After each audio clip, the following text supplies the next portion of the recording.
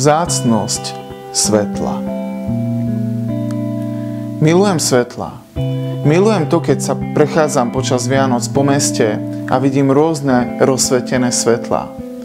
Rôznych farieb, rôznych veľkostí, rôznych vzorov. Potom niekedy, keď idem okolo domov, bytov, vidíme rozsvietené svetla z vonkajšej strany. Nádherné svetlo je, keď rozsvietime náš vianočný strom doma. Svetla sú nádherné. Prečo sú svetla také zaujímavé? Prečo nás tak priťahujú? Prečo nám robia takúto radosť? Poviem vám 2 dôvody, prečo nám robia radosť.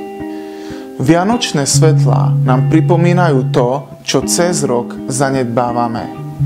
Ukazujú nám na to, že teraz máme čas, teraz máme chvíľu, teraz máme svetlo, teraz máme príležitosť sa venovať tomu, čomu sme sa nevenovali cez rok, alebo sme to nestíhali. Čo to je? Kúzelné čarovné slovo. Vzťahy. Počas Vianoc nám vianočné svetlá ukazujú hodnotu svetla v hodnote vzťahov. Počas Vianoc sme na seba prirodzene milší, viac myslíme na druhých. Počas Vianoc si vieme nájsť čas na seba. Chcem vás v tom všetkých povzbudiť. Vianoce sú príležitosťou, aby sme sa venovali druhým. Napríklad, aby sme ocenili čas s manželom, s manželkou, s deťmi, s otcom, s mamou, so sestrou, s bratom, so svojimi súrodencami, so svojimi priateľmi. Svetlo nám ukazuje vzácnosť vzťahov. Svetlo však má aj druhý dôvod, prečo nás tak priťahuje, prečo to mám ja rád, prečo to máme radi. Svetlo nám pripomína domov. Náš prvý domov. Tam, kde nebola tma. Tam, kde bol dokonalý vzťah so svetlom. Tam, kde všetko dokonale fungovalo. Tam, kde nebola bolesť. Tam, kde nebol hriech. Tam, kde nebola nenávisť. Tam, kde nebolo zlo.